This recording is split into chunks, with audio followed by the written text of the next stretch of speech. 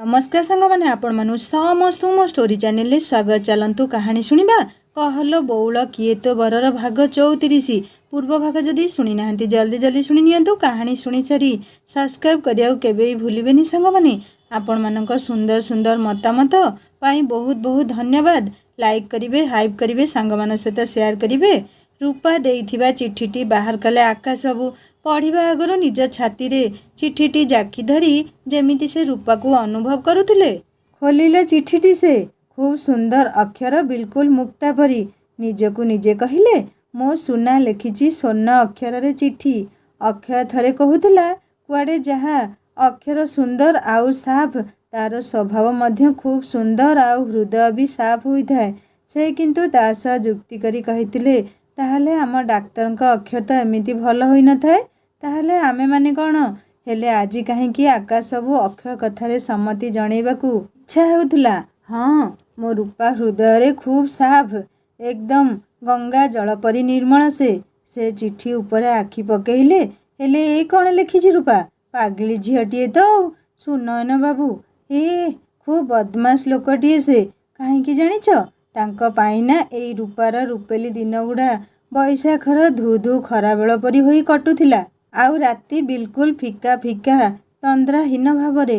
अनेक स्वप्न देखिबाकू थिले भी स्वप्न सबू कुआडे उड़ीगले विनिद्र आखि देखी मोर। आउ ए सबू पाई किए दाई जानिछ? सेई सुनयन बदमाश बाबू। तमे पचारथिल ना सुनयन बाबू बदमाश काहींकी बोली? शुणिल? सरी पढ़िल तो? आउ केबे पचारिबनी कहूची। हाँ, आहुरी भी अछि। एतिकी कौन? पढ़ टिके आगकू। जानिछ सेई बदमाश बाबूंको चक्करे मो आखि कोउठी कोउठी तांकू न खोजिछि सते। एमिति कोउ गली नाही कटक रे मो मन सेठी तांकू न खोजिछि। जेते पहुँचा आउ केते अपहुँच इलाका मो मन तांकू खोजी खोजी थकी न जाइछि। हेले से मते ठकी देई केबे कॉलेज आगरे, केबे चंडी मंदिर रे, आउ केबे काहा बाहाघरे मो आखिरे क्षणिक पई आसी उभे जांती। पुणी मो मन हृदय आउ मो आखि सेई सुनयनक नयन अन्वेषण रे बाहरी जांती। जानिछ तांकरी चक्करे मोर परीक्षारे खूब कम मार्क भी आसिला। बही खोलिले ना सेई बदमाश बाबूंकर आखि ही दिसिला केवल। किछि पढ़ी पारु नथिली मु। आउ जहा पढ़िली किछि मने भी रहिलानी। मने केमिति रहिबो जे? सेठी तो सबू जगह अख्तियार करी बसिथिली सेई बदमाश बाबू। आउ पाठ पई जगह थिले तो? आहुरी जानिछ मो फटो जने झियो को देखेई जहा कही आसिले छाड़ कौन आउ कहिबी। आहुरी कौन जानिछ पुचुका खुआइबे कही खुआई ना दिए जाए। आहुरी मते कौन कहिचंदी जानिछ? रूपा अंगुरु चोपा। आहुरी कौन पचारथिले जानिछ? तमे तो किछि उत्तर देलनी। आउ तमे कौन कहूच? उत्तर लिखिदेबी ताहले? हऊ कहूच तो उत्तर तमको लिखि देउची। तमे से बदमाश बाबूंकू कहिदेब, बुझिल कि नहीं? सुनयन बाबूंकू कहिदेब मो उत्तर शुण ताहले। तम आउ मोर प्रीतिर कदम्ब तो फुटी सारिछि अनेक आगरू। सेई प्रीति कदम्बर बास्ना तो महकाई देउछि आम दुहिंक जीवनर समग्र सत्ताकू। आउ महकेई चलीथिबो आजी आउ काली जुग जुगांतर पाई। आउ सेठी ना डैश बोली कहिबा खूब छोटिया शब्दटीए मात्र। कौन हैला? मुह कहीं सुखेइल तमे? डैश रखिदेली बोली कहलिनी तो सेइथिपाई मुह सुखेइल ना। शुण तमे जेबे कटकरू बारिपदा आसिबो डैश भितरे कौन लेखा थिला कहिदेबी। एई केबे आसिबो? आकाश बाबूंको मुहरे मिठा जंत्रणाटीए फुटी उठिला एई शेष धाड़ीटी पढ़ी देई। भाबुथिले मो रूपा हृदय रे केते स्नेह प्रेम ता पाई भरी न रहिछि सते। से जेमिति उत्तर देई कहूथिले मो सुनाटा कटक पहुँची नाही परा। तमे फेरिबा कथा पचारुछ पुणी। शेष आड़कू पुणी थरे पढ़िबा आरंभ कले से। आउ कौन लेखिबी कुह? हाँ शुण से सुनयन बाबूंकू कहिबो से बदमाश बाबू मते खूब पसंद बोली रहुची। इति तुम रूपा। आकाश बाबूंको मुहरे शेष पदक पढ़ी ताजा हस चेनाए झलकी उठिला। अच्छा मते बदमाश कहूच आउ एमिति चिठी लेखुच मो पाखकू? हऊ हऊ रुह रुह जेबे फेरिबी तम विचार करिबी। दुष्ट झीएटा तो तमे आउ। निजकू निजे कहूथिले आकाश बाबू। कॉलेज आज रूपा को किछि भल लागु नथुला। क्लास लैब रास्ता प्रेम गली सबू किछि जेमिति रंगहीन फिका फिका लागुछि। ସମଗ୍ର ବାରିପଦା ସହରର ସବୁ ରଙ୍ଗ ସାଉଁଟି ଯେମିତି ଆକାଶ ବାବୁ ସାଙ୍ଗରେ କଟକ ନେଇ ଚାଲିଗଲେ।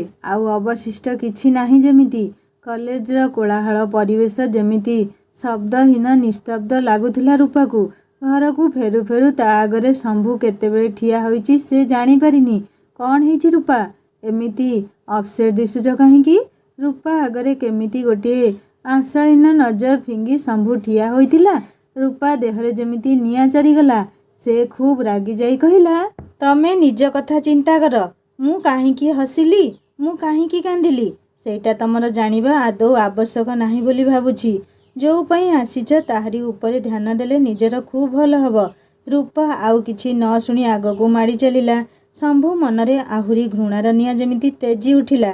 ଆରେ କେତେ ଗର୍ବ ଏତେ ଧନର ଅଭିମାନ ଏମାନଙ୍କର। ନିଶ୍ଚୟ ଏମିତି ଗୋଟିଏ ଦିନ ଆସିବ ସବୁ ଅପମାନର ପ୍ରତିଶୋଧ ନେଇଯିବି। ବାସ୍ ସେଇ ଦିନକୁ ଅପେକ୍ଷା କର ରୂପା। ଆକାଶ ବାବୁ କଟକରେ ପହଞ୍ଚି ଦେଖିଲେ ରୁମ୍ରେ ଅକ୍ଷୟ ନାହିଁ। ଆଚ୍ଛା ତାହେଲେ ଅକ୍ଷୟର ଦିନ ସିଫ୍ଟ ଅଛି। ରାତିରେ ଟିକେ ତା ସହ ଗପିଲେ ମନଟା ହାଲକା ହୋଇଯିବ। ନହେଲେ ରୂପାଠାରୁ ଅଲଗା ହେବା ଦୁଃଖଟା ହୃଦୟଟାକୁ ବିଦାରି ପକାଉଛି। ରାତି 8ଟାରେ ଅକ୍ଷୟ ଫେରିଲା ଡ୍ୟୁଟିରୁ। ଆକାଶକୁ ଦେଖି ହସ ଦୁଇଧାର ଛୁଟିଗଲା ତା ମୁହଁରେ। ଆରେ ୟାର କୋଉଠି ଅଛୁ ଆଜିକାଲି ତୁ? ନା ଫୋନ୍ ଉଠଉଛୁ ନା ନିଜ ଆଡ଼ୁ କଲ୍ ବ୍ୟାକ୍ କରୁଛୁ। କ'ଣ ହେଲା ଭାଇ? ତୋ ମୁହଁ ତ ଖୁସିରେ ଜଳି ଉଠୁଛି ଯେମିତି। କ'ଣ ମ୍ୟାଡମଙ୍କ ସହ ଦେଖା ହେଲା କି ନାହିଁ? କ'ଣ କଲେଜରେ ଦେଖା ପାଇଲୁ? ହଁ ଦେଖା ତ ହେଲା, ହେଲେ ଖୁବ୍ ବିଚିତ୍ର ପରିବେଶରେ ଭାଇ। ମାନେ ଏମିତି କ'ଣ କହୁଛୁ? ଖୋଲି କହନା ଟିକେ। ଜାଣିଛୁ ଅକ୍ଷୟ, ବେଳେବେଳେ ଆମେ ଯାହା କେବେ ଭାବିନଥାଉ ସେଇଆ ହିଁ ଘଟିଥାଏ। ହଁ ସେଦିନ ସନ୍ଧ୍ୟାରେ ଅଚାନକ ବର୍ଷା ଘୋଟି ଆସିଲା। ରିମଝିମ୍ ହୋଇ ବରସିବାରେ ଲାଗିଲା। ପିଣ୍ଡା ଉପରେ ଛିଡ଼ା ହୋଇ ବର୍ଷାର ଦୃଶ୍ୟ ଉପଭୋଗ କରୁଥିଲି। ଆଉ ଆମ ଘର ଗେଟ୍ ଭିତରକୁ ଭିଜା ଭିଜା ହୋଇ ପଶି ଆସୁଥିଲା ମୋ ମାନସୀ, ମୋ ସ୍ୱପ୍ନର ରାଜକନ୍ୟା ରୂପା। ଭାବିଲି ଦିନରେ କ'ଣ ସ୍ୱପ୍ନ ଦେଖିଲି ନା କ'ଣ? ପୁଣି ଏମିତି ଖୋଲା ଆଖିରେ। ହେଲେ ସେ ଯେତେବେଳେ ମୋ ଆଖିରେ ଆଖି ରଖି ଅନେଇଥିଲା ଜାଣିଲି ସ୍ୱପ୍ନ ନୁହଁ, ଏଇଟା ସତ ବାସ୍ତବ। ହାତ ବଢ଼େଇଲି ତା ଆଡ଼କୁ ବର୍ଷାରୁ ଉପରକୁ ଟାଣି ନେବା ପାଇଁ। ସେ ବି ଆଶ୍ଚର୍ଯ୍ୟ ହୋଇ ଅନେଇଥିଲା ମୋତେ ଏକଲରେ। ତାକୁ ଧୀରେ କହିଲି, ଆସ ଭିତରକୁ ପଳେଇ ଆସ। ସେ ତା ହାତ ମୋ ହାତରେ ରଖିଲା ଆଉ ତା ହାତରେ ଥିବା କଦମ୍ବ ଫୁଲଟିଏ ମୋ ହାତକୁ ଆସିଗଲା। ଆରେ କି ରୋମାଣ୍ଟିକ ଦୃଶ୍ୟ। ପୁଣି ପୁଣି କ'ଣ ହେଲା? ଆରେ ତାପରେ କ'ଣ ହେଲା ସାଙ୍ଗ କହ। ତାପରେ ସବୁ ସ୍ୱପ୍ନ ପରି ଘଟି ଯାଉଥିଲା ଯେମିତି। ନିଜେ ବି ଭାବିନଥିଲି ଏମିତି ବି ଦେଖିଥିବା ସ୍ୱପ୍ନ ସତ ହୁଏ ବୋଲି। ଜାଣିଛୁ ଅକ୍ଷୟ, ଯେମିତି କଳ୍ପନା କରିଥିଲି ମୋ ରୂପା ତାଠାରୁ ବହୁତ ବହୁତ ଭଲରେ।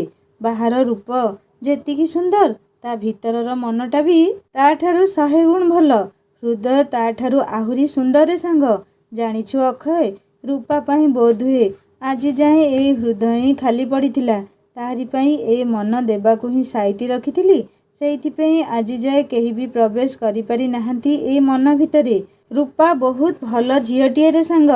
ଅକ୍ଷୟ ଅନେଇଥିଲା ଆକାଶକୁ। ଆଜି ଯାଏ ଯିଏ କେହି ଝିଅକୁ ମୁହଁ ଉଠେଇ ଚାହୁଁନଥିଲା ସେ ରୂପା ପ୍ରେମରେ ଏମିତି ଭିଜିଗଲା କେମିତି କେଜାଣି। ସେ ଖୁବ୍ ଆଶ୍ଚର୍ଯ୍ୟ ହୋଇ ପଚାରିଲା, ଭାଇ ତୋ ପାଇଁ ମୁଁ ଖୁବ୍ ଖୁସିରେ ସାଙ୍ଗ। ସେ ତୋତେ କିଛି କହିଲା କି ନାହିଁ ଆଉ ତୁ ତାକୁ? ଆକାଶ ଟିକିଏ ଲାଜୁଆ ଭଙ୍ଗୀରେ କହିଲେ, ହଁ ସବୁ କହିଦେଲି। ଏତେ ଦିନର ସାଇତା ମନ ତଳର ଅଭିଳାଷ। ଆରେ ଆମ ଦୁହିଁଙ୍କ ମନର କଥା ବି ଥିଲା ଏକ। ତା ମନ ଭିତରେ ମୋ ପାଇଁ ଥିଲା ଆଉ ସବୁଦିନ ଥିବ 7 ଆକାଶର ପ୍ରେମ। ଜାଣିଛୁ ସେ ମୋତେ କ'ଣ ନାମ ଦେଇଥିଲା? ସୁନୟନ। ସୁନୟନ ବାବୁ। ଆରେ କି ମ୍ୟାଚିଂ ଦୁହିଁଙ୍କ ଚିନ୍ତାଧାରା। ତୁ ବି ତ ତାକୁ ଡାକୁଥିଲୁ ସୁନୟନା ବୋଲି। ଆକାଶ ଖୁବ୍ ଖୁସି ହୋଇ ମୁଣ୍ଡ ଝୁକେଇ ଖୁସିର ଏକ ତୃପ୍ତିର ସମ୍ମତି ସୂଚନା ଦେଉଥିଲେ। ଆକାଶ ତୋ ପାଇଁ ମୁଁ ଖୁବ୍ ଖୁସି ଆଜି।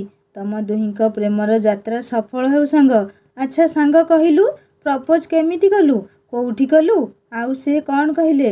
ଅଧା ପ୍ରପୋଜ ଶିମୁଳିପାଳ ପିକନିକରେ ଆଉ ଅଧା ସମ୍ପୂର୍ଣ୍ଣ ସ୍ୱୀକାରୋକ୍ତି ଗାଁ କଦମ୍ବ ଗଛ ମୂଳରେ। ଗଛ ସାରା ଫୁଲକୁ ସାକ୍ଷୀ ରଖି କରିଦେଲି ସାଙ୍ଗ। ମୁଦିଟିଏ ପିନ୍ଧେଇ କହିଦେଲି ସବୁ କିଛି। ଆଉ ବଦଳରେ ସେ କ'ଣ କହିଲା ଜାଣିଛୁ? କହିଲା ବଦମାସ। ହଁ ମୁଁ କୁଆଡ଼େ ବଦମାସ?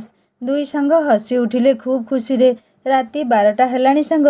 ରୂପା କଥା କହୁ କହୁ କେତେବେଳେ ଏତେ ରାତି ହୋଇଗଲାଣି ଜଣା ପଡ଼ୁନଥିଲା। ଆକାଶ ବାବୁ ବ୍ୟସ୍ତ ହୋଇପଡ଼ିଲେ। ଆରେ ଅକ୍ଷୟ, ବିଚାରି ଅନେଇଥିବରେ, ମୋତେ ପହଞ୍ଚି ସାରିଲେ ଫୋନ୍ କରିବାକୁ କହିଥିଲା। ଏବେ ରିଙ୍ଗ କରିଦେ, ଅସୁବିଧା କ'ଣ? ରୂପା ଆଖିରୁ ନିଦ ହଜିଯାଇଛି ଖୁସିରେ। ନିଜ ଆଙ୍ଗୁଳିରେ ଆକାଶ ବାବୁ କାଲି ପିନ୍ଧେଇଥିବା ମୁଦିଟିକୁ ଅନେଇ କହିଲା, କଟକ ପହଞ୍ଚୁ ପହଞ୍ଚୁ ଭୁଲିଗଲ ମୋତେ? ଫୋନ୍ କରିବାକୁ ବି ଭୁଲିଗଲ ନା? ରୂପାର ଭାବନାରେ ବିରାମ ଲଗେଇଦେଲା ଫୋନ୍ର କ୍ରିଂ କ୍ରିଂ ଶବ୍ଦ। ସେ ଝଟ୍ କରି ଉଠେଇ ନେଲା ଫୋନ୍।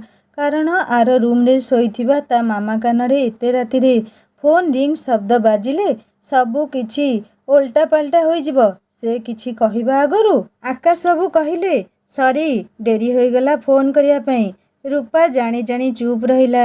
ଏଇ ମୋ ସୁନାଟା, ପ୍ଲିଜ୍, କାନ ଧରିଲି, ଆଉ ଏମିତି ଲେଟ୍ କରିବିନି କେବେ। ଏଇ ସୁନା କିଏ? ମୁଁ ରୂପା କହୁଛି ପରା। ଆଚ୍ଛା, ଦୁଷ୍ଟ ଝିଅ, ମୋ ସହ ଦୁଷ୍ଟାମି କରୁଛ? ମୁଁ ରାଗିଛି ତୁମ ଉପରେ, ତମ ଉପରେ ବହୁ ଜୋରରେ। କେତେବେଳୁ ଅପେକ୍ଷା କରିଛି, କେମିତି ପହଞ୍ଚିଲ, କେତେବେଳେ ପହଞ୍ଚିଲ ଟିକିଏ ଶୁଣି ଶୋଇବା ପାଇଁ। ଆଉ ତମେ ତ କଟକ ପହଞ୍ଚୁ ପହଞ୍ଚୁ ସୁନା ରୂପା ସବୁ ଭୁଲିଗଲ। ରୂପା ଅଭିମାନ ଭରା କଥା ଖୁବ୍ ଆଗ୍ରହରେ ଶୁଣୁଥିଲେ ଆକାଶ ବାବୁ। କ'ଣ ହେଲା, କିଛି କହୁନ ଯେ? ପଚାରିଲା ରୂପା। ଆକାଶ ବାବୁ ନିଜ ଭିତରକୁ ଫେରି କହିଲେ, ଆଉ କିଛି କୁହ ଗେଲି, ତମ କଥା ବହୁତ ମନେ ପଡ଼ୁଛି ମୋର। ଶେଷ ଆଡ଼କୁ ଆକାଶ ବାବୁଙ୍କ କଣ୍ଠ ରୁଦ୍ଧ ହୋଇ ଆସିଲା। ଏଇ କ'ଣ ପ୍ରେମ, ବିରହ, ବିଚ୍ଛେଦର ମିଠା ଯନ୍ତ୍ରଣା? ଏ ବିରହ ଯନ୍ତ୍ରଣା ବି ଦିଏ, ଆଉ ସେ ଯନ୍ତ୍ରଣାର ସ୍ୱାଦ ଖୁବ୍ ମିଠା ଲାଗେ। ମନ ବାରମ୍ବାର ସେଇ ଯନ୍ତ୍ରଣାର ଜୁଇ ଭିତରକୁ ଧସେଇ ପଶିବାକୁ ବ୍ୟଗ୍ର ହୋଇ ଉଠେ। ରୂପା ଫୋନ୍ରେ ଆକାଶ ବାବୁଙ୍କ ଅବସ୍ଥା ଅନୁମାନ କରିପାରୁଥିଲା। ଏଇ, ମୁଁ ରାଗି ନାହିଁ, ମିଛରେ କହିଲି ମ। କାହିଁକି ବ୍ୟସ୍ତ ହେଉଛ? ତମ ଫୋନ୍ ଆସିଲାନି ତ, ସେଇଥିପାଇଁ ମନ ଭିତରେ କ'ଣ କ'ଣ ସବୁ ଅଶୁଭ ଚିନ୍ତା ମାଡ଼ି ଆସୁଥିଲା। ଏଇ ଶୁଣ ତ ଟିକେ। ରୂପା, ମୁଁ ଠିକ୍ ସମୟରେ ପହଞ୍ଚି ଯାଇଥିଲି ଆଜି। ହଁ ଶୁଣ, ୱିକେଣ୍ଡରେ ଆମ ଘରକୁ କ୍ଲାସ୍ ପାଇଁ ଗଲେ ସନ୍ଧ୍ୟା ପୂର୍ବରୁ ପଳେଇବ, ଡେରି ଯାଏ ରହିବନି। ହଉ, ଏବେ ଫୋନ୍ ରଖ। ଶୁଣ, ନିଜ ଦେହ ମୁଣ୍ଡ ଯତ୍ନ ନେବ, ଆଉ ଜଲ୍ଦି ଆସିବା ପାଇଁ ଚେଷ୍ଟା କରିବ। ରଖୁଛି, ବାଏ। ନିଜର ମନର ଅନିଚ୍ଛା ସତ୍ତ୍ୱେ ରୂପା ଫୋନ୍ ରଖିଲା। ଆଜି ମନ କେତେ ଭାବନାରେ ଘୂରି ବୁଲୁଛି। ଆଜି କାହିଁକି ନିଜର ଏଇ ଖୁସି ମୁହୂର୍ତ୍ତରେ ମାନସ ପିଉସା ଆଉ ମିନି ପିଉସୀ ଖୁବ୍ ମନେ ପଡ଼ୁଛନ୍ତି। ଦିନେ ଏମିତି ଏକ ପରିସ୍ଥିତି ଦେଇ ମିନି ପିଉସୀ ବି ଗତି କରିଥିବେ। ତନୁ ପିଉସୀ କହୁଥିଲେ, ମାନସ ପିଉସା କୁଆଡ଼େ ନିଜ ଜୀବନଠାରୁ ଅଧିକ ଭଲ ପାଉଥିଲେ ମିନି ପିଉସୀଙ୍କୁ। ଆଉ ତାଙ୍କ ସହ ଯାହା ହେଲା, କେବେ ଯଦି ତା ଆକାଶ ବାବୁଙ୍କ ସହ ଏମିତି। ପୂର୍ବ କଥା ଭାବି ରୂପା ବହୁ ଦୁଃଖୀ ହୋଇଯାଉଥିଲା। ନା ନା, ଭଗବାନ ଯାହା କଷ୍ଟ ଦେବା କଥା ମୋତେ ଦିଅନ୍ତୁ ପଛେ, ଆକାଶ ବାବୁଙ୍କ ଜୀବନରେ ସଦା ଖୁସିର ସୂର୍ଯ୍ୟ ଚମକୁଥାଉ। ହେଲେ ମାନସ ପିଉସା କ'ଣ ମିନି ପିଉସୀଙ୍କୁ ପାଇଲେ? କିଛି ଜାଣି ହେଲାନି ତ। ତାଙ୍କ ଫୋନ୍ ନମ୍ବର ବି ମୋ ପାଖରେ ନାହିଁ। ସେ ସେଇ ସେବା କେନ୍ଦ୍ରରେ କ'ଣ କରୁଛନ୍ତି? ମେଡ଼ିକାଲ ପ୍ରାକ୍ଟିସ୍ ଆଉ ଥରେ ଆରମ୍ଭ କଲେ କି ନାହିଁ? ସେ ହରିଦ୍ୱାରରେ ଅଛନ୍ତି ତ? କେମିତି ଅଛନ୍ତି ପିଉସା ହେବେ? ସେ ତାଙ୍କୁ କ'ଣ ଭୁଲିଗଲେ? ରାତିର ଅନ୍ଧକାର ବକ୍ଷରେ ରୂପା ଆଖି କୋଣରେ ଅନେକ ପ୍ରଶ୍ନ। ଆକାଶ ତା ମନର ଏକାନ୍ତ ଈପ୍ସିତ ପୁରୁଷ। ମିନି ଅଦେଖା ଖୁବ୍ ପ୍ରିୟ ଆତ୍ମୀୟ ସମ୍ପର୍କଟିଏ। ଆଉ ମାନସ ପିଉସା କିଛି କ୍ଷଣର ପରିଚୟ ଭିତରେ ଖୁବ୍ ଆପଣାର ଲାଗିଥିବା ମଣିଷଟିଏ। ଏଇ ସବୁ ସମ୍ପର୍କର ବଳ ଭିତରେ ରୂପା ଘୂରି ବୁଲୁଛି ରାତିରେ। ମାନସ ପିଉସା। ହରିଦ୍ୱାର ନାରାୟଣ ସେବା କେନ୍ଦ୍ର ଆଜି ଉନ୍ନତିର ଚରମ ସୋପାନରେ ପହଞ୍ଚି ସାରିଛି। ସାହେବଙ୍କ ମୃତ୍ୟୁ ପରେ ମାନସବାବୁ ହେଉଛନ୍ତି ଏବେ ଛୋଟ ସାହେବ। ହଁ, ଏଇ ନାମରେ ସମସ୍ତେ ତାଙ୍କୁ ଏବେ ଡାକନ୍ତି। ସବୁ କିଛି ତାଙ୍କରି ନିର୍ଦ୍ଦେଶରେ ଚାଲେ ଏଇ କେନ୍ଦ୍ରରେ। ବେଳେ ବେଳେ ତର୍ଜମା କରନ୍ତି। ଏଇ ଭାଗ୍ୟ ଖୁବ୍ ବିଚିତ୍ର। ଦିନେ ସେ ଥିଲେ ଡାକ୍ତର, ତାପରେ ମିନି ତାଙ୍କ ଜୀବନକୁ ଆସିବା, ଆଉ ଜମିଦାରଙ୍କ ଅନ୍ଧକାର କୋଠରୀରେ ଦୀର୍ଘ 20 ବର୍ଷ ଅଜ୍ଞାତ ବନ୍ଦୀ ଜୀବନଯାପନ କରିବା। ସେ କ'ଣ କେବେ ଭାବିଥିଲେ ସେଇଠୁ ମୁକ୍ତି ପାଇବେ ବୋଲି? ହେଲେ ରୂପା ତାଙ୍କ ଜୀବନକୁ ଦେବୀ ସାଜି ଆସି ସେଇ ଅନ୍ଧାର ବନ୍ଦୀଘରୁ ମୁକ୍ତ କରେଇ ଖୋଲା ଆକାଶରେ ଉଡ଼େଇବା ପାଇଁ ମଜବୁତ ଡେଣା 2 ହଳ ଯୋଗାଡ଼ କରିଦେଲା। ଭାଗ୍ୟ ତାକୁ ଏଇଠିକୁ ଟାଣି ଆଣିଲା। ସେ ଆଜି କୋଟିପତି ନୁହନ୍ତି, ଆରବପତି।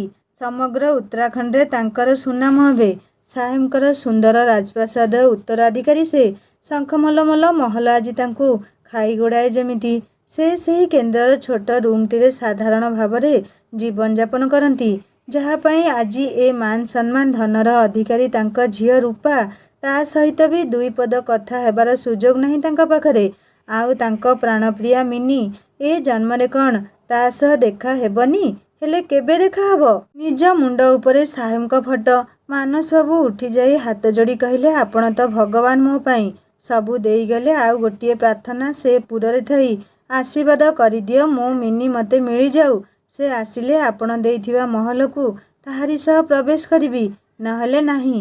ହେଲେ ମିନି ଏବେ କୋଉଠି? ସେଇ ଗୋଟିଏ ପ୍ରଶ୍ନ ତାଙ୍କୁ ବେଳ ଅବେଳରେ ଖୁବ୍ ବ୍ୟସ୍ତ କରି ପକାଏ।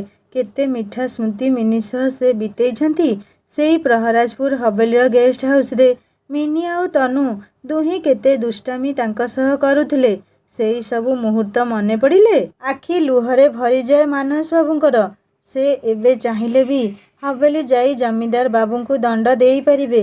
ହେଲେ ତାଙ୍କୁ ଦଣ୍ଡ ଦେଲେ ମିନିକୁ ପାଇବାର ଯୋଉ କ୍ଷଣ ଆଶା ସେ ବି ସବୁଦିନ ପାଇଁ ମଉଳିଯିବ।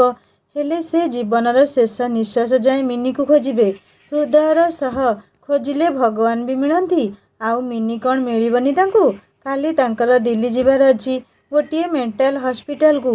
ସେଇଠୁ ଥରେ ଯାଇ କଟକ ବୁଲି ଦେଇ ଆସିବାକୁ ଭାବୁଛନ୍ତି ମାନସ ବାବୁ। କଟକରେ ସେ ନିଶ୍ଚୟ ରୂପା ସହ ଦେଖା କରିବେ। ତା କଥା ବି ବହୁତ ମନେ ପଡ଼ୁଛି ତାଙ୍କର। ସେ କେତେ ଖୁସି ହେବ ସତେ ତାଙ୍କୁ ଦେଖିଲେ। ଯେବେ ଜାଣିବ ମାନସ ବାବୁ ସେଇ ସେବା କେନ୍ଦ୍ରର ମାଲିକ, ଏବେ ଆଉ ତା ସହିତ ନିଜର ମେଡିକାଲ ପ୍ରାକ୍ଟିସ ବି ଜାରି ରଖିଛନ୍ତି। ମାତୃକୃପା ମେଣ୍ଟାଲ ହୋମ୍ ନ୍ୟୁ ଦିଲ୍ଲୀ। ତାଙ୍କ ସେବା କେନ୍ଦ୍ରରୁ ଅନେକ ମେଣ୍ଟାଲ ମହିଳା ପେସେଣ୍ଟ ଏଇଠିକୁ ଚିକିତ୍ସା ପାଇଁ ଅଣାଯାଇଛି। ସେ ତେଣୁ ଦରକାର ପଡ଼ିଲେ କେବେ କେବେ ପରିଦର୍ଶନ ପାଇଁ ଏଇଠିକୁ ଆସନ୍ତି। ଆଜି ସକାଳୁ ହରିଦ୍ୱାରରୁ ବାହାରି ମେଣ୍ଟାଲ ହୋମ୍ ପହଞ୍ଚି ସାରିଲେଣି। ସେ ଅନୁଭବ କରନ୍ତି ଏଇ ମେଣ୍ଟାଲ ହୋମ୍କୁ ସେ ଆପେ ଆପେ ଟାଣି ହୋଇ ଆସନ୍ତି। ହେଲେ କାହିଁକି? କାରଣ ବି ଖୋଜି ପାଆନ୍ତି ନାହିଁ ସେ। ଆଜି ସବୁ କାମ ସାରି ମେଣ୍ଟାଲ ହୋମ୍ରୁ ବାହାରି ଯାଉଛନ୍ତି। ବାରଣ୍ଡାରେ ଯାଉ ଯାଉ ଶେଷ ରୁମ୍ ଭିତରକୁ ଅନେଇ ଦେଲେ ସେ। ଅବଗୁଣ୍ଠନବତୀ ନାରୀଟିଏ ବସିଛି ଝରକା ଆଡ଼କୁ ଅନେଇ। ଅନେକ ବର୍ଷର ସେଇ ଶେଫାଳୀ ବାସ୍ନା କି ତାଙ୍କ ନାକରେ ବାଜିଲା। ସେ ହସିଲେ ଖୁବ୍ ନିଷ୍ପୃହ ଭାବରେ। ଏଇ ଅନୁଭବ ଆଉ ବାସ୍ନା ତ ତାଙ୍କ ମିନି ପାଖରେ ଥିଲେ ସେ ଅନୁଭବ କରନ୍ତି। ଆଉ ଏଇଠି ପାଗଳୀମାନଙ୍କ ଗହଣରେ ସେ କାହିଁକି ଭାବୁଛନ୍ତି ତାଙ୍କ ମିନି ଥାଇପାରେ ବୋଲି। ଦୀର୍ଘ ନିଶ୍ୱାସଟିଏ ପଞ୍ଜରା ଥରେଇ ବାହାରି ଆସିଲା। ତଥାପି କାହିଁକି ମନଟା ଏତେ ଉଦ୍ବେଳିତ ହେଉଛି ଆଜି। ମାନସ ବାବୁଙ୍କୁ କାହିଁକି କେଜାଣି ଲାଗୁଥିଲା ସେ ତାକୁ ବହୁତ ଆଗରୁ ଜାଣିଛନ୍ତି। ସେ ମୁହଁ ତାର ଦେଖିପାରୁ ନ ଥିଲେ, ହେଲେ ଯେମିତି ଗୋଟିଏ ପରିଚିତ ବାସ୍ନା ତାଙ୍କୁ ମତୁଆଲା କରୁଥିଲା। ସେ ଆଗେଇ ଚାଲିଥିଲେ ଆଗକୁ ଆଗକୁ। ହେଲେ ମନଟା କାହିଁକି ସେଇ ଓଢ଼ଣା ପକେଇ ବସିଥିବା ସ୍ତ୍ରୀଲୋକ ପାଖକୁ ଟାଣି ହୋଇ ଦୌଡ଼ି ଯାଉଥିଲା। ପୁଣି ଥରେ ହସିଲେ ମନେ ମନେ ମାନସ ବାବୁ।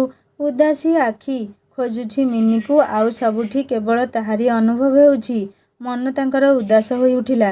ସେ ଗାଡ଼ିରେ ବସିଲେ ପୁଣି କଟକ ଆସିବା ପାଇଁ। ଟ୍ରେନ୍ ଚାଲିଛି କଟକ ଅଭିମୁଖେ। ୟା ଭିତରେ କେତେ ମାସ ବିତିଗଲାଣି। ଅନେକ କିଛି ପରିବର୍ତ୍ତନ ଆସିଛି ଜୀବନରେ ତାଙ୍କର। ହେଲେ ଏଇ କଟକ ତାଙ୍କର ପରିଚିତ ସହର। ଏଇଠି ସେ ମେଡିକାଲ ପାସ୍ କରିଛନ୍ତି। ଆଉ ଜୀବନ ଯେତେବେଳେ ତାଙ୍କ ଉପରେ ଅଭିମାନ କରି ଦୂରକୁ ଚାଲି ଯାଇଥିଲା, ଏଇଠି ପୁନର୍ବାସ କେନ୍ଦ୍ର ତାଙ୍କୁ ତାଙ୍କ ଜୀବନ ଫେରେଇ ଦେଇଥିଲା। ଆଜି ସେଇ ସହରରେ ସେ ପାଦ ରଖିବାକୁ ଯାଉଛନ୍ତି। ମନରେ ଅନେକ ଆନନ୍ଦ ଖେଳି ଯାଉଛି। ତାଙ୍କ ଝିଅ ରୂପା ସହ ଦେଖା ହେବ। ସେ ବହୁତ ଖୁସି ହେବ ତାଙ୍କୁ ଦେଖି। ଆଉ ସେ ମଧ୍ୟ। ସବୁ ଥାଇ ସେ ଆଜି ସମ୍ପୂର୍ଣ୍ଣ ଏକୁଟିଆ। କେବଳ ରୂପା ସହ ଏମିତି ଏକ ସମ୍ପର୍କ ଯୋଉଟାକି ଖୁବ୍ ନିଜର ଆଉ ନିଃସ୍ୱାର୍ଥ ସମ୍ପର୍କ ତାଙ୍କ ପାଇଁ ଏ ଦୁନିଆରେ। କଟକରେ ପହଞ୍ଚି ପ୍ରଥମେ ପୁନର୍ବାସ କେନ୍ଦ୍ରରେ ରୂପାର କିଛି ଚିଠି କି ଆଉ କ'ଣ ଅଛି ଖୋଜି ପକେଇଲେ। ହେଲେ କିଛି ବି ନଥିଲା ତାଙ୍କ ପାଇଁ। ରୂପା ସହ କେମିତି କୋଉଠି ଦେଖାହବ ସେଇ ଚିନ୍ତାରେ ସେ ପୁଣି ହସ୍ପିଟାଲ ଆସିଲେ। ହେଲେ ତାଙ୍କୁ କିଏ ବା ଚିହ୍ନିଛି। ବହୁତ କଷ୍ଟରେ ରୁଦ୍ରବାବୁଙ୍କ କ୍ୱାର୍ଟର ଖୋଜି ଆସି ଶୁଣିଲେ ସେମାନେ ବାରିପଦା ଚାଲି ଯାଇଛନ୍ତି। ରୂପା ସହ ଦେଖା ହେବାର ସବୁ ରାସ୍ତା ତାଙ୍କୁ ଯେମିତି ଅବରୋଧ ହୋଇଯାଇଥିଲା। ବ୍ୟସ୍ତ ସମୟ ନିର୍ଘଣ୍ଟ ଭିତରୁ ଖୁବ୍ କଷ୍ଟରେ ସମୟ ବାହାର କରି ସେ କଟକ ଆସିଥିଲେ, ଆଉ ବିଫଳ ହୋଇ ଫେରିବାକୁ ବାଧ୍ୟ ହେଉଛନ୍ତି। ବାରିପଦା ଯାଇ କୋଉଠି ଖୋଜିବେ ସେ ତାକୁ। ଆଉ ଗୋଟିଏ ଦିନ ସେ କେନ୍ଦ୍ରରୁ ଦୂରରେ ରହିଲେ ବହୁତ ଅସୁବିଧା ହୋଇଯିବ। ଯେତେ ବଡ଼ ପଦବୀ ସେତିକି ଗୁରୁ ଦାୟିତ୍ୱ। ହେଲେ ସେ ସାହେବଙ୍କୁ କଥା ଦେଇଛନ୍ତି ମାନେ ନିଶ୍ଚୟ ବହନ କରିବେ ଗୁରୁ ଦାୟିତ୍ୱ। ପଛକୁ ଫେରିବାର ଆଉ ନାହିଁ। ଖୁବ୍ ଭାରି ମନ ନେଇ ଫେରୁଥିଲେ ମାନସ ବାବୁ ହରିଦ୍ୱାର। ଭଗବାନଙ୍କ ପାଖରେ ପ୍ରାର୍ଥନା କରୁଥିଲେ ମୋ ଝିଅ ଖୁବ୍ ଭଲରେ ଥାଉ, ମୋ ସୁନା ଝିଅ ସବୁବେଳେ ଖୁସିରେ ଥାଉ। ହେଲେ ମାନସ ବାବୁ ଫେରି ଆସିଲେ ନିରାଶ ହୋଇ। ନା ତାଙ୍କୁ ତାଙ୍କ ମିନି ମିଳିଲା, ନା ଝିଅ ରୂପା। ସେ ସାହେବଙ୍କ ଫଟୋ ଆଗରେ ପୁଣି ଥରେ ହାତ ଯୋଡ଼ିଲେ। କହିଲେ ମୁଁ ଜାଣିଛି ନିଶ୍ଚୟ ସେ ଦିନ ଆସିବ, ମୋ ମିନି ମୋତେ ମିଳିବ। ଅପେକ୍ଷା କରିବାର ଧୈର୍ଯ୍ୟ ମୋ ପାଖରେ ଅଛି। ଖୋଜିବି ଜୀବନର ଶେଷ ନିଶ୍ୱାସ ଚାଲିଥିବା ଯାଏ। ଆଉ ମୋ ଝିଅକୁ ବି, ମୋ ସୁନା ଝିଅକୁ। ହଁ, ରୂପା ତ ମାନସ ବାବୁଙ୍କ ସୁନା ଝିଅ ଆଉ ଆକାଶ ବାବୁଙ୍କ ପ୍ରିୟତମା ସୁନା। ଆକାଶ ବାବୁଙ୍କ ଯିବାର 13 ଦିନ ହେଲାଣି। ଯନ୍ତ୍ରଚାଳିତ ମଣିଷଟିଏ ପରି କଲେଜ, କ୍ଲାସ୍, ଟ୍ୟୁସନ୍ ସବୁ କିଛି କରିଚାଲିଛି ରୂପା। ରାତିରେ ସମୟ ସୁବିଧା ଦେଖି ଆକାଶ ବାବୁ ରୂପାକୁ ଫୋନ୍ କରିଦିଅନ୍ତି। ଆଜି ରାତି 12ଟା ଉପରେ ହେଲାଣି। 5 ଦିନ ତଳେ ଆକାଶ ବାବୁ ରୂପାକୁ ଫୋନ୍ କରିଥିଲେ। ରୂପା ଭିତରେ ଭିତରେ ଖାଲି କୁହୁଳି ମରୁଛି। ଆଜି ଏତେ ରାତି ହେଲାଣି, ମନ କହୁଛି ଫୋନ୍ ଆସିବ ନିଶ୍ଚୟ। ସତକୁ ସତ ଫୋନ୍ ରିଙ୍ଗ୍ ହେଲା। ରୂପା ଫୋନ୍ ଉଠେଇ ଖୁବ୍ ଅଭିମାନରେ କହିଲା, ଏଇଠି ତମର କିଏ ଅଛି ଯେ ଫୋନ୍ କରୁଛ? ବାପରେ, ଏତେ ରାଗ ମୋ ସୁନାର? କ'ଣ କହିଲ କିଏ ଅଛି? କିଏ ଅଛି ଜାଣିଛ? ସେଇଠି ନା ମୋ ହୃଦୟର ସ୍ପନ୍ଦନ ଅଛି। ଆଉ ଏଇଠି ଖାଲି ହୃଦୟଟା। ବିନା ସ୍ପନ୍ଦନରେ ହୃଦୟର ବା କି ମୂଲ୍ୟ? କହିଲେ ଆକାଶ ବାବୁ। କ'ଣ କ'ଣ କହୁଛ ତମେ? ନିଦରେ ଅଛ କେବେ? ସେ ହୃଦୟ, ସ୍ପନ୍ଦନ ଏସବୁ କ'ଣ କହୁଛ ଯେ? ଆକାଶ ବାବୁ ହସୁ ହସୁ କହିଲେ, ତମେ କିଛି ବୁଝିପାରିବନି। ଆଚ୍ଛା, କ'ଣ ଭାବିଲ କି ମୋତେ? ବିନା ସ୍ପନ୍ଦନରେ ହୃଦୟ ପୁଣି ଏମିତି କ'ଣ କହୁଛ ତମେ? ରାଗିଛ ମୋ ଉପରେ? କ'ଣ କରିବି କୁହ ତ? ରାତି ଛଡ଼ା ତମେ ଅନ୍ୟ ସମୟରେ ରିଙ୍ଗ୍ କରିବାକୁ ମନା କରିଛ। ଆଉ 5 ଦିନ ହେଲାଣି ରାତି ସିଫ୍ଟ ଚାଲିଛି। ବହୁତ ବ୍ୟସ୍ତ ରହିଲି ରୂପା ମୁଁ। ହଁ ହଁ ଜାଣିଛି, ତମ ପେସେଣ୍ଟ, ତମର ସବୁ କିଛି। ମୁଁ କିଏ ଯେ ତମର? ରୂପାର ରାଗ ଅଭିମାନ ଦୂର କରିବାକୁ ଯାଇ ଆକାଶ ବାବୁ କହିଲେ, ହଁ ସିଏ ବି ସତ କଥା। ତମେ ମୋର କିଏ ଯେ?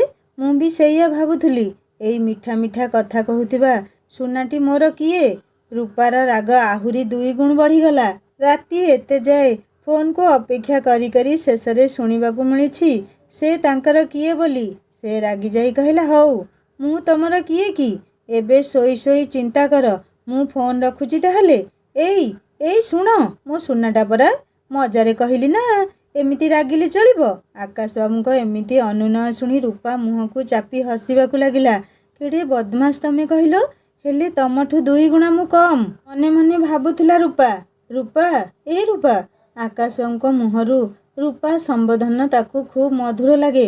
ସେ ଆଉ ଥରେ ନିଜ ନାମ ତାଙ୍କ ମୁହଁରୁ ଶୁଣିବାକୁ ଜାଣିଶୁଣି ଚୁପ୍ ରହିଲା। ରୂପା, ଏଇ ରୂପା, ମୋ ଗେଲିଟା, ଏଇ ମୋ ଧନଟା। ହେଲା ବାବା, ସରି। ହଉ ଶୁଣ, ସେ ମୋର କିଏ? ବିଦଗ୍ଧ ନିଦାଘେ ଫଗୁଣ ମଳୟ ଭିଜାଇଲା ଯିଏ ମତେ, ସିଏ ବି ଜାଣିଛି ଜହ୍ନ କି ଜୋଛନା, କିଏ ବାନ୍ଧିଛି କାହାକୁ କେତେ। ରୂପା ପ୍ରଥମ ଥର ଆକାଶ ବାବୁଙ୍କ ମୁହଁରୁ ଏମିତି କବିତାଟିଏ ଶୁଣି ଖୁବ୍ ବ୍ୟସ୍ତ ହୋଇପଡ଼ିଲା। ମାନସ ପିଉସା ବି, ନା ନା, ସେ ଇତିହାସ କେବେ ପୁନରାବୃତ୍ତି ହେବାକୁ ଦେବନି। ଏଇ ରୂପା, କବିତା ଭଲ ଲାଗିଲାନି ନା ତମକୁ? ନା ନା, ଭଲ ବି ଲାଗିଲା। ଆଉ ମୁଁ ଉତ୍ତର ବି ଦେବା ଜାଣିଛି। ସତରେ? କୁହନା ଟିକେ। ଜଳଇ ହୃଦେଶେ ପ୍ରୀତିର ଦୀପାଳି ପଚାରୁଛି ଆଜି ମତେ, ମିଳନ ବିଚ୍ଛେଦ ଦୂରତା ଭିତରେ ଜ୍ୱଳନଟା ଆହା କେତେ। ଆକାଶ ବାବୁ ଏବେ ଖୁବ୍ ଖୁସି ହୋଇ କହିଲେ, ଆରେ ବାପରେ, ତମେ ତ ବହୁତ ଭିତରକୁ ଚାଲିଗଲ। ତମେ ଏତେ ସୁନ୍ଦର କବିତା ଜାଣିଛ, ମୁଁ ତ ଜାଣିନଥିଲି। ଥାଉ ଥାଉ, ଏତେ ପ୍ରଶଂସା ଆଉ କରନି। ଦେହ ଭଲ ଅଛି ତମର? ନା ଖାଲି ପେସେଣ୍ଟ ଦେଖୁଛ ଦିନ ରାତି? ନିଜ ଦେହ ମୁଣ୍ଡରେ ବି ଯତ୍ନ ନେଉଥିବ ଡାକ୍ତର ବାବୁ। ଆକାଶ ବାବୁ ମନେ ମନେ ବିଭୋର ହେଉଥିଲେ। ପେସେଣ୍ଟଙ୍କ ବାହାନାରେ ତା ସୁନା ତାଙ୍କୁ ନିଜ କେୟାର ନେବାକୁ କହିଦେଲା। ମୁଁ ତ ଡାକ୍ତର, କ'ଣ ହେଲେ ଦେଖିନେବି। ହେଲେ ତମେ ନିଜ ଯତ୍ନ ନେଉଛ କି ନାହିଁ? ମୁଣ୍ଡ ବିନ୍ଧା ହେଲେ ସବୁବେଳେ ପେନକିଲର ଖାଇବନି। ମୁଁ ଗଲେ 2-3ଟା ସରଳ ଏକ୍ସରସାଇଜ ଶିଖେଇଦେବି। ମାଇଗ୍ରେନ୍ କମିଯିବ ବହୁତ ପରିମାଣରେ। ରୂପା ଖୁବ୍ ଅଭିମାନରେ କହିଲା, ତମେ କେତେ ବଦମାସ। ମୁଁ କ'ଣ ମିଛରେ କହେ? ଗଲାବେଳେ କ'ଣ କହିଥିଲ? କଟକ ଆଉ ବାରିପଦା କେତେ ଦୂର ଯେ? ମନ ହେଲେ ଆସିଯିବି ସାଙ୍ଗେ ସାଙ୍ଗେ। 15 ଦିନ ହେଲାଣି ପରା। ହଉ, ମୁଁ ଶୋଇବି। କାଲି କ୍ଲାସ୍ ବି ଅଛି, ଆଉ ଟ୍ୟୁସନ୍ ବି ଯିବାର ଅଛି। ଗତ ଶନିବାର ରବିବାର ଯାଇନଥିଲି। ଆକାଶ ବାବୁ ରୂପା ଅଭିଯୋଗରେ ଚୁପ୍ ହୋଇଗଲେ। ସେ କେମିତି କହିବେ? ତାଠାରୁ 100 ଗୁଣ ବିରହ ବିଚ୍ଛେଦ ଜ୍ୱାଳାରେ ସେ ବି ଜଳି ହେଉଛନ୍ତି। ରୂପା ତା ବିନା ଖୁବ୍ କଷ୍ଟ ପାଉଛି ସେ ଅନୁଭବ କରିପାରିଥିଲେ। ଆକାଶ ବାବୁଙ୍କ ନୀରବତା ଖୁବ୍ କଷ୍ଟଦାୟକ ହେଉଥିଲା ରୂପା ପାଇଁ। ଏଇ କ'ଣ ହେଲା ତମର? କ'ଣ ଭାବୁଛ ଏତେ? ଚୁପ୍ କାହିଁକି ହୋଇଗଲ? ଠିକ୍ ଅଛି, ଯେବେ ମୋ କଥା ମନେ ପଡ଼ିବ ଆସିବ। ମୁଁ ଅପେକ୍ଷା କରିବି। ରୂପା, ଆରେ ମଜାରେ କହିଲି ଏମିତି। ତମେ ଶୋଇପଡ଼, ଗୁଡ୍ ନାଇଟ୍। ରୂପା ଫୋନ୍ ରଖି ଶୋଇବାକୁ ଚେଷ୍ଟା କଲା। 5 ଦିନ ପରେ ଆକାଶଙ୍କ ସହ କଥା ହୋଇ ରୂପାର ଝାଉଁଳା ମନଟା ସତେଜ ହୋଇ ଉଠିଲା। ଆଜି ସୁଖ ନିଦ୍ରା ଆଖି ଛୁଇଁ ଛୁଇଁ ଅନେକ ସ୍ୱପ୍ନ ସମ୍ଭାର ଢାଳି ଦେଇଗଲାଣି। ରୂପାର ମନ ଧସେଇ ପଶି ଯାଉଥିଲା ସ୍ୱପ୍ନର ନନ୍ଦନକାନନ ଭିତରେ, ଯୋଉଠି କେବଳ ତା ଆକାଶ ସବୁ ଆଉ ସେ ପ୍ରୀତିର ଦୋଳିରେ ଝୁଲୁଥିଲେ। ଆଜି ସକାଳଟା ଗତ ଦିନର ଅପେକ୍ଷା ଖୁବ୍ ମନ ମତାଣିଆ ଲାଗୁଛି ରୂପାକୁ। ବେଳେବେଳେ ସକାଳେ ଉଠୁ ଉଠୁ କାହିଁକି ଅନୁଭବ ହୁଏ ଆଜି ଦିନଟି ଭଲରେ ଯିବ। ମନ ବୋଧହୁଏ ସବୁ ଆଗରୁ ଜାଣିପାରେ। କାହିଁକି ନା ତା ମନର ଗତି ଅବୋଧ କୋଉଠି ବି ପ୍ରବେଶ କରିପାରେ। ଆଜି ରୂପାକୁ କାହିଁକି ଖୁବ୍ ଖୁସି ଅନୁଭବ ହେଉଛି। ମନ୍ଦିରର ଭଜନ ଆଜି ଆହୁରି ଅଧିକ ଭାବପୂର୍ଣ୍ଣ ଆଉ ମଧୁର ଲାଗୁଛି। ସେ ବିଛଣାରୁ ଉଠି ତଳକୁ ଗୋଡ଼ ରଖିବ ଆଭା ଆଜି ଗାଇବାକୁ ଆରମ୍ଭ କଲା। ଆଜ ମୌସମ ବଡ଼ା ବେଇମାନ ହେ, ଆଜ ମୌସମ ଆନେ ବାଲା କୋଇ ତୁଫାନ ହେ କୋଇ। ରୂପା ଆଜି ଆଉ ତା ଉପରେ ନ ରାଗି ଟିକିଏ ହସି ଦେଇ ଉଠି ଯାଉ ଯାଉ ଭାବୁଛି, ତୁଫାନ କ'ଣ ଆସିବାକୁ ବାକି ଅଛି? ସେ ତ ମୋ ହୃଦୟରେ ଅନବରତ ବହି ଚାଲିଛି। ଆକାଶବାବୁଙ୍କ ପ୍ରୀତିର ତୁଫାନ, ଭଲ ପାଇବାର ତୁଫାନ। ରୂପା ଆଜି ପ୍ରଫୁଲ୍ଲ ମନରେ କଲେଜ ବାହାରିଲା ଯିବାକୁ। ଆଭା କେତେବେଳୁ ବାହାରି ଗଲାଣି କଲେଜ। ତାର ଫାଷ୍ଟ ଇୟର, ଜଲ୍ଦି କ୍ଲାସ୍ ଆରମ୍ଭ ହୋଇଯାଏ। ତେଣୁ ଦୁଇ ଭଉଣୀ ସାଙ୍ଗରେ ଯିବା କି ଆସିବା ସମ୍ଭବ ହୋଇପାରେନି। ଆଜି ପ୍ରଥମେ ଲାବ୍ ଅଛି। ଲେଟ୍ ହେଲାଣି। ଖୁବ୍ ଶୀଘ୍ର ଶୀଘ୍ର ରିକ୍ସାରୁ ଓହ୍ଲେଇ ଆଗକୁ ଚାଲିଛି ସେ। ନିଜ କ୍ଲାସ୍ ପିଲା କେହି ଦେଖାଯାଉ ନାହାନ୍ତି। ଅଚାନକ କୋଉଠି ଥିଲା ଶମ୍ଭୁ ଯମଦୂତ ପରି ଆଉ ଦୁଇ ସାଙ୍ଗଙ୍କ ସହ ତା ଆଗରେ ଦାନ୍ତ ନିକୁଟି ଠିଆ ହୋଇଥିଲା। ତାକୁ ଦେଖି ରୂପା ମନଟା ବିଷାକ୍ତ ହୋଇ ଉଠିଲା। ଭାବିଲା ଆଜି ସକାଳଟା ଏତେ ଖୁସିରେ ପାହିଥିଲା, ସବୁ ଗଡ଼ବଡ଼ ହୋଇଗଲା ଏଇଟାର ମୁହଁ ଦେଖି। ସେ କିଛି ନ କହି ଯିବାକୁ ଚାହିଁବାରୁ ଶମ୍ଭୁ ଆଗ ବାଟ ଘେରି ଛିଡ଼ା ହୋଇଗଲା। ଶମ୍ଭୁ, ଏ କ'ଣ ହେଉଛି? ତମେ ଭୁଲିଗଲ ବୋଧହୁଏ ମୁଁ ଦିବ୍ୟମୋହନ ରାୟଚୌଧୁରୀଙ୍କ ନାତୁଣୀ ବୋଲି। ଆଉ ତମେ କିଏ ବୋଧହୁଏ ପରିଚୟ ଦେବା ଆବଶ୍ୟକ ନାହିଁ। ଖୁବ୍ ମନେଥିବ ନିଶ୍ଚୟ ତମର। ତାପରେ ବି ମୋ ସହ ଏମିତି ଅଭଦ୍ରାମି କରୁଛ। ଏତିକି କହି ରୂପା ଖୁବ୍ ତୀବ୍ର ଗତିରେ ସେଇଠୁ ଯିବାକୁ ଲାଗିଲା। ଶମ୍ଭୁ ସହ ଦୁଇ ଜଣ ଥିବା ସାଙ୍ଗ କହିଲେ, ଆରେ ଶମ୍ଭୁ, ସେ କ'ଣ କହିଲା? ସେ କାହାର ନାତୁଣୀ? ହଁ, ଜମିଦାର ଘର ଝିଅ ବୋଲି ବହୁତ ଗର୍ବ ୟାର। ମୁଁ ତାକୁ ବହୁତ ଆଗରୁ ମନେ ମନେ ଭଲ ପାଏ। ସେ ସବୁ ଜାଣି ବି ଅଜଣା ରହେ। ଆଉ ଏଇଠି କାହା ସହ ତାର କିଛି ତ ଚାଲିଛି। ଦୁଇ ଥର ମୋ ଆଖିରେ ପଡ଼ିଲାଣି। କେବଳ ପ୍ରମାଣ ଦରକାର, ପ୍ରମାଣ। ତାପରେ ସେ ମୋତେ ଚିହ୍ନିବ। ପ୍ରେମରେ ଧୋକା ଖିଆ ଏଇ ଶମ୍ଭୁ କ'ଣ କରିପାରେ ବୋଲି। ଶମ୍ଭୁ ଆଖିରେ ପ୍ରତିଶୋଧର ନିଆଁ ହୁତୁ ହୁତୁ ହୋଇ ଜଳି ଉଠୁଥିଲା। ରୂପାର ମୁଣ୍ଡ ଏକଦମ ଅଫ୍ ହୋଇଗଲା। ସେ ଏମିତି ରୁକ୍ଷ କଥା କେବେ ବି କହିବାକୁ ଚାହୁଁନଥିଲା। ହେଲେ ସେ ଶମ୍ଭୁ ଏମିତି ପରିସ୍ଥିତି ସୃଷ୍ଟି କଲା ଯେ ରୂପା ଜେଜେଙ୍କ ନାମର ସାହାରା ନେବାକୁ ବାଧ୍ୟ ହେଲା। ଲାବ୍ରେ ଯାଇ ଦେଖିଲା ଏକ୍ସପେରିମେଣ୍ଟ ଆରମ୍ଭ ହୋଇଗଲାଣି। ଆଜି ଆକାଶର ବାପା ରାଧାକାନ୍ତ ସାର୍ ପ୍ରାକ୍ଟିକାଲ ନେଉଥିଲେ। ସାର୍ ଆଜିକାଲି କାହିଁକି ଖୁବ୍ ନିଜର ନିଜର ଲାଗନ୍ତି। ସେ ଖୁବ୍ ଲାଜେଇ ହୋଇ ଠିଆ ହେଲା। କିଛି କିଛି ଅଦେଖା ସମ୍ପର୍କ କୋଉଠି ନା କୋଉଠି ତାକୁ ବିବଶ କରୁଛି ମୁହଁରେ ଲାଜ ଆଣିବାକୁ। ସାର୍ ରୂପାକୁ ଦେଖି କହିଲେ, ମାନେ ଶ୍ୱଶୁର ମହାଶୟ ରୂପାକୁ କ'ଣ କହିଲେ ଶୁଣିବା ନେକ୍ସଟ ପାର୍ଟରେ। କାହାଣୀ କେମିତି ଲାଗିଲା ମୋତେ କମେଣ୍ଟ କରି ଜଣାଇବେ। ଆଉ ଯଦି ଭଲ ଲାଗିଥାଏ ଲାଇକ୍ଟିଏ କରିବେ, ହାଇପ୍ କରିବେ, ସାଙ୍ଗମାନଙ୍କ ସହିତ ସେୟାର କରିବେ, ସବସ୍କ୍ରାଇବ୍ କରି ବେଲ୍ ଆଇକନ୍ ନିଶ୍ଚୟ ଦବାଇ ଦେବେ। ପ୍ରତିଟି ପାର୍ଟରେ ମୁଁ କହୁଛି ହିନ୍ଦୀ ଷ୍ଟୋରି ଚ୍ୟାନେଲକୁ ଭିଜିଟ୍ କରନ୍ତୁ ସାଙ୍ଗମାନେ। ବହୁତ ସୁନ୍ଦର ଲଭ୍ ଷ୍ଟୋରିଟିଏ, ମ୍ୟାରେଜ୍ ୱିଥ୍ ଲଭ୍। କାହାଣୀକୁ ଶୁଣନ୍ତୁ। କାହାଣୀ ଶୁଣିସାରି ସବସ୍କ୍ରାଇବ୍ ନିହାତି କରିବେ। ରହୁଛି, ଦେଖା ହେବା ନେକ୍ସଟ ପାର୍ଟରେ। ନମସ୍କାର, ଜୟ ଜଗନ୍ନାଥ।